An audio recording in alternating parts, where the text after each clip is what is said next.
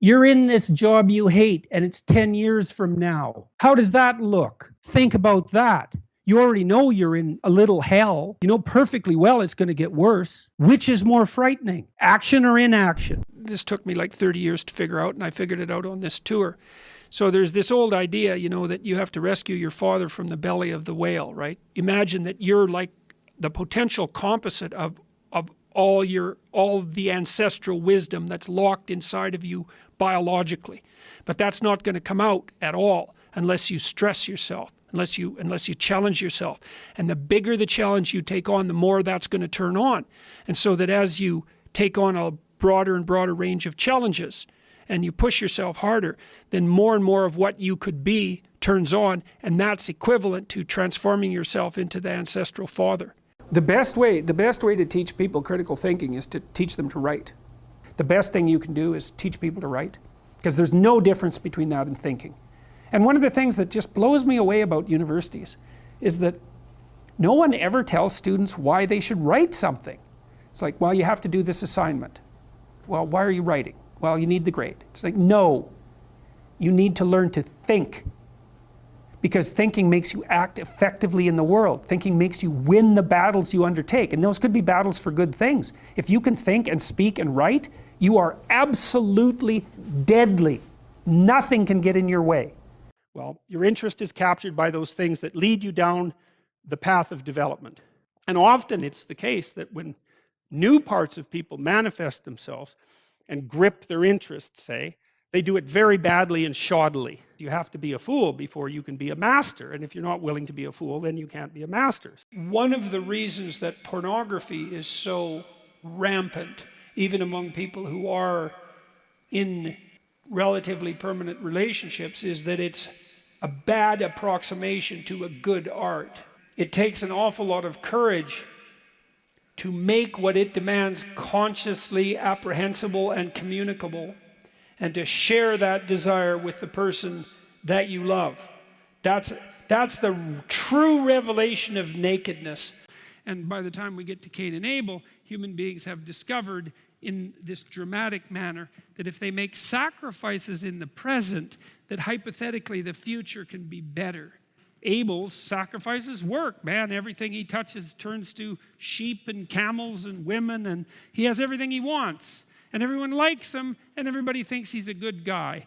Cain isn't doing so well, and nothing he sacrifices appears to have the proper effect. And there is some idea in the story that maybe the sacrifices he makes are a little bit on the half-hearted side. The reason that things aren't turning out for you as well as they might is because your sacrifices just don't have enough blood in them. They're just not what they should be. You're not putting your full heart into it. And as a consequence, you're not reaping the crop that you might otherwise sow. The bigger the toy, the smarter you better be to use it. So that's worth thinking about, because we're coming up with some pretty damn big toys. You know, we're primitive children on the ethical front with the tools of gods. And that's very, very dangerous. In fact, it might be fatally dangerous. What did Dostoevsky say?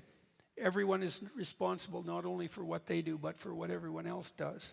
And that's an insane thing to say, but Dostoevsky was an insane genius, and with heavy emphasis on the genius. And it's very weird to understand that the world might be constituted so that everything that you do matters so much that it also affects everything everyone else does, but that is how the world's constituted, and that's a hell of a burden to take on, and a very frightening realization.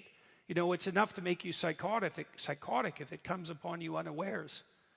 You know, people who become manic, they get some sense of the potential of their reach, but it comes upon them involuntarily and it just destroys them. It's just, they're too close to God. That's a good way of thinking about it. They've flown too close to the sun. Sun's still there and you need it, but you can definitely fly too close to it. But you're still stuck with the responsibility. And that's a very daunting thought. And that's God's first command. Go into the unknown, because you already know what you know. And that's not enough unless you think you're enough. And if you're not enough and you don't think you're enough, then you have to go where you haven't been. And so that's the first commandment to Abraham. It's like, okay, that's a good one. That makes perfect sense. Go to where you don't know. Yes. and from thy kindred. Well, what does that mean? It means grow up, right? That's what it means. It means get away from your family enough so that you can establish your independence. And that isn't because there's something wrong with your family, although perhaps there is, as there is perhaps wrong with you. But it means get away. I talk to people very frequently whose families have provided them with too much protection. And they know it themselves, and that means they're deprived of necessity. One of the things that you see in the United States, for example, is that the children of first-generation immigrants often do better than their children. And the reason for that is that the children of first-generation immigrants have necessity driving them. And you don't know how much you need necessity to drive you, because maybe you're not very disciplined. And if a catastrophe doesn't immediately befall you if you don't act forthrightly today, then maybe you never act forthrightly, right? Because the gap between your foolishness and the punishment is lengthened by your unearned wealth, and so you never grow up and learn, and you have to get yourself away from your dependency in order to allow necessity to drive you forward. There's this idea in Jungian psychology called the circumambulation, and Jung had this idea that you had a potential future self, which would be in potential everything that you could be, and that it manifests itself moment to moment in your present life by making you interested in things. And the things that you're interested in are the things that would guide you along the path that would lead you to maximal development. Now, it sounds like a metaphysical idea or a mystical idea even, but it's not. It's not. It's a really profoundly biological idea. The idea is something like, well, you're set up so that you're automatically interested in those things that would fully expand you as a well-adapted creature. Well, there's nothing radical about that idea. What else could possibly be the case? Unless there's something fundamentally flawed about you, that is what the situation would be. It's kind of interesting to think about how that would be manifest moment to moment, but the idea is something like, well, your interest is captured by those things that lead you down the path of development. Well, that better be the case. Okay, so that's fine. And so there's some utility in pursuing those things that you're interested in. That's the call to adventure, let's say. And the call to adventure takes you all sorts of places. Now, the problem with the call to adventure is, like, what the hell do you know? You might be interested in things that are kind of warped and bent. And often it's the case that when new parts of people manifest themselves and grip their interests, say, they do it very badly and shoddily. And so you stumble around like an idiot when you try to do something new. That's why the fool is the precursor to the savior from the symbolic perspectives, because you have to be a fool before you can be a master, and if you're not willing to be a fool, then you can't be a master. So you're gonna, it's an error-ridden process, and that's also laid out in the Old Testament stories, because the first thing that happens to all these patriarchal figures when God kicks them out of their father's house when they're like 84 is that they run into all sorts of trouble, and some of it's social, and some of it's natural, and some of it's a consequence of their own moral inadequacy. So they're fools. But the thing that's so interesting is that despite the fact that they're fools, they're still supposed to go on the adventure, and that they're capable of learning enough as a consequence of moving forward on the adventure so that they straighten themselves out across time. And so it's something like this. So this circumambulation that Jung talked about was this continual, we'll return to this continual circling in some sense of who you could be. You might notice, for example, that there are themes in your life. When you go back across your experiences, you see you kind of have your typical experience that sort of repeats itself. And there might be variation on it, like a musical theme, but it's like you're circling yourself and getting closer to yourself as you move across time.